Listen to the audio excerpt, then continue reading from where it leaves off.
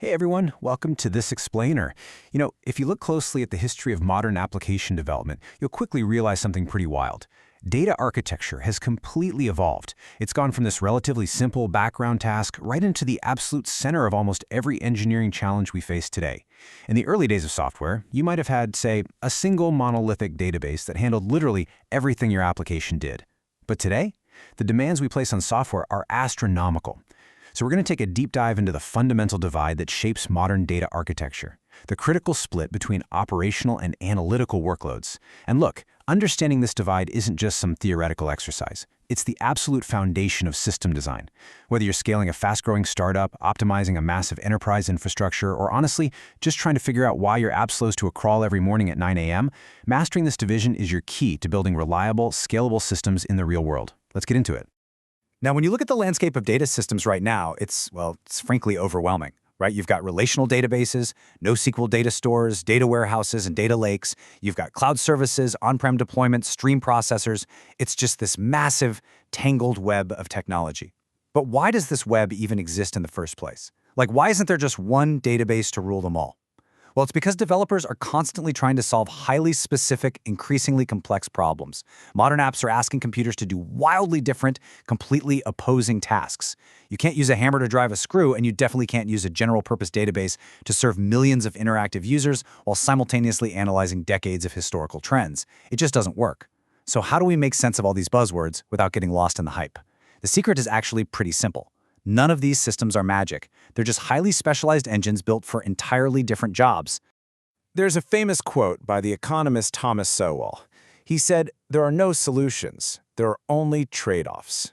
And man, does that hit the nail on the head for databases. A single database simply cannot defy the laws of computing physics to do everything perfectly. If you try to force a system designed for one specific task to do something entirely different, say if you try to use a lightweight, in-memory NoSQL cache to run a massive complex financial audit spanning 10 years of data, you're going to run into catastrophic performance bottlenecks. It's going to fail. Architecting modern systems isn't about finding a perfect, flawless tool. It's entirely about mastering these trade-offs. It's about understanding exactly what you're willing to sacrifice in one area to achieve incredible performance in another, and then seamlessly combining these different systems to give your app the exact specialized capabilities it needs to survive at scale. Okay, let's jump right into Section 1, Operational Workloads. This is the front line of data. This is the environment where your data is actually born. To really grasp this, we kind of have to look back at the early days of business computing. Back then, a write to a database usually meant a literal financial transaction. Paying an employee, transferring money, or making a retail sale. Now, obviously, we use databases for non-financial stuff all the time today, like publishing a post, firing a weapon in a multiplayer game, or just updating an address book. But the term transaction stuck around. We call this access pattern online transaction processing, or OLTP for short. The absolutely crucial point here is that OLTP is all about rapid-fire interaction. It's the back-end service responding instantly to the immediate actions of a live user. When a user clicks checkout, the database needs to look up a very small number of records by a specific key, like their user ID and cart ID, deduct the inventory, charge the card, and return a success message, all in milliseconds. Let's dig a little deeper into the actual mechanics of these OLTP systems, because these are the engines back-end engineers live and breathe every single day. They are heavily optimized to execute what we call point queries, meaning instead of scanning the entire hard drive, they use highly tuned indexes, like B-trees, to jump instantly to an exact location on disk and fetch one individual record. When a user updates their profile picture or changes their shipping address, the system executes frequent, rapid inserts, updates, and deletes. And because these systems power interactive apps with actual human beings waiting on the other side of the screen, latency is the ultimate enemy. Responses have to be measured in milliseconds. Plus, the data here is transient. It represents the absolute current point in time, the latest state of reality right now. Because it generally only holds current state data rather than decades of historical logs, your total dataset sizes usually sit in the gigabyte to terabyte range. These are the fast, highly agile frontline workers of your architecture. Moving on to Section 2, Analytical Workloads. So what happens when management wants to step back from the front line and understand the big picture? We pivot to the strategy room. To differentiate this from transaction processing, the industry coined the term online analytical processing, or OLAP.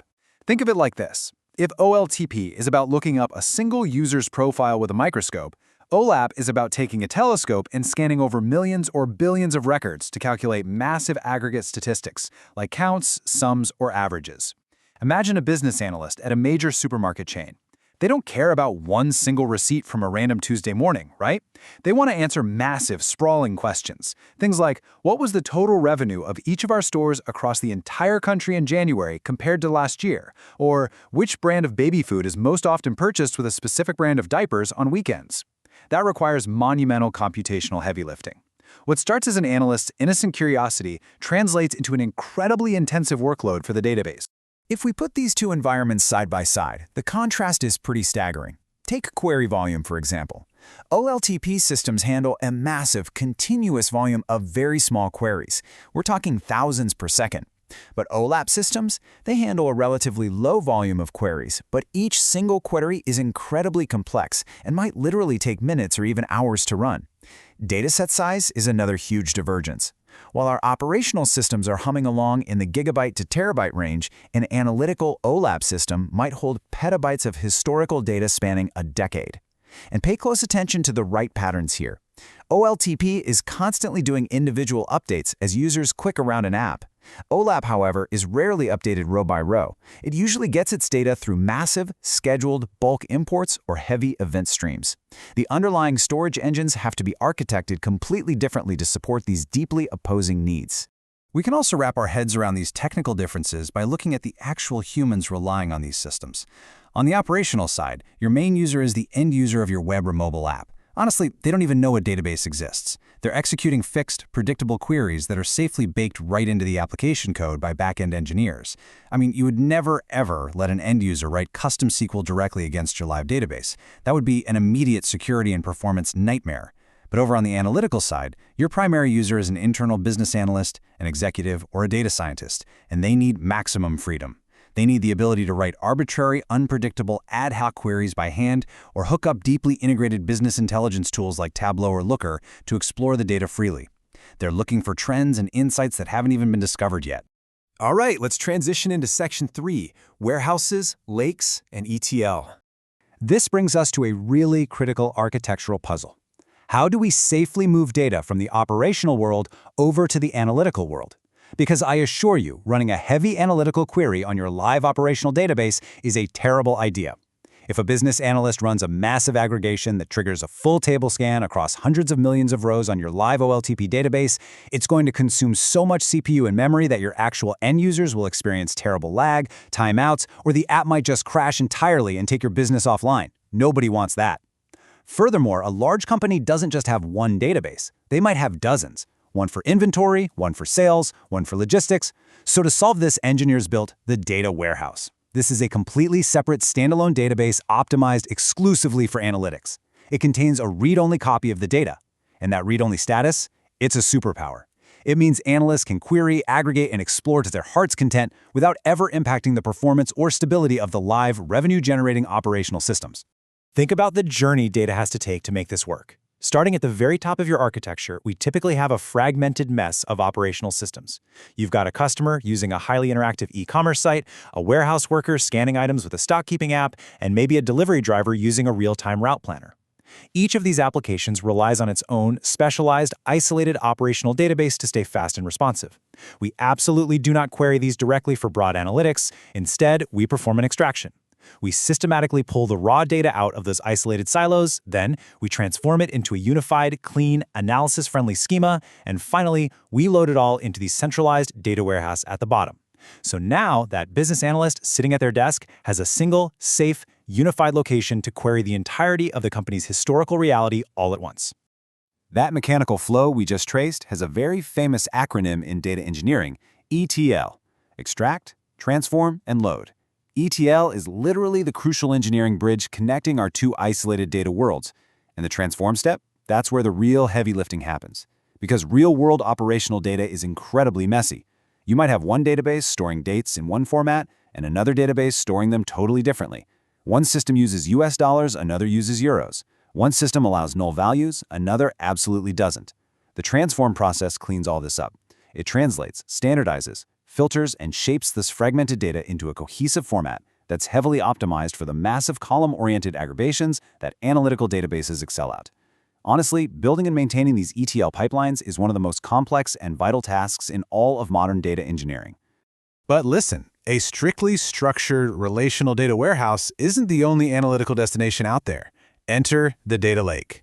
While business analysts absolutely love structured SQL tables, data scientists often find them incredibly restrictive. A data scientist might be analyzing thousands of unstructured text reviews for sentiment analysis, processing high-resolution images, or analyzing massive server logs to train machine learning models. A rigid, traditional SQL database fundamentally rejects this kind of raw, unpredictable information. So a data lake solves this by acting as a massive, centralized repository that simply holds files without imposing any particular schema upfront. It operates on what we call the sushi principle, meaning raw data is better. By keeping the data completely untouched and raw, data scientists maintain maximum flexibility to use advanced processing tools like Python, Pandas, or Apache Spark to extract exactly the mathematical features they need for AI and machine learning. To truly grasp the profound philosophy behind this whole architecture, we need to talk about two vital concepts: the system of record and derived data. Your operational OLTP database, that is your system of record. It is the original, primary source of truth where data is first written by the user. It is sacred. If you lose your system of record, you lose your business. On the other hand, the data warehouse, the data lake, and even your application caches, those are all derived data systems. Technically speaking, derived data is redundant. It's just a duplicate copy. But this redundancy is actually a brilliant safety net, because if your data warehouse somehow gets completely corrupted or destroyed, it's actually totally fine. You haven't lost the truth. You can simply rebuild it by running your ETL pipeline again from the systems of record. You derive different data sets to view the exact same truth from different, highly optimized angles, all without ever risking the original data. Finally, let's wrap up with Section 4, Navigating Trade-offs. Let's bring all these concepts together and summarize the core lessons here. It all loops back to Thomas Sowell's philosophy. There are no solutions, only trade-offs. Modern data-intensive applications practically demand that you separate your operational workloads from your analytical workloads. A general-purpose system simply cannot scale to perform both opposing tasks effectively. We trade the convenience of having everything in one place for the incredible performance of specialization. Your OLTP systems trade away deep analytical capabilities so they can act as your blazing fast system of record, handling real-time user transactions with zero latency. Meanwhile, your OLAP systems, your data warehouses and data lakes, they trade away real-time updates and low latency so they can become these derived data environments optimized for processing petabytes of historical data and feeding machine learning models. And tying it all together, your ETL pipelines are the vital, complex bridges that continuously sync these two specialized worlds. Specialization and the thoughtful navigation of these exact trade-offs is what guarantees your system remains scalable, reliable, and performant as it grows. Designing data systems is an ongoing, relentless journey of identifying and eliminating bottlenecks. As your user base grows from thousands to millions, and as your executives and data scientists demand deeper, faster insights, the pressure on your architecture will continually shift. So I want to leave you with a challenge. Look at your current technology stack. As your application scales today, where's your data bottleneck going to appear next? Will your operational frontline start to buckle under the weight of 1 million simultaneous real-time users?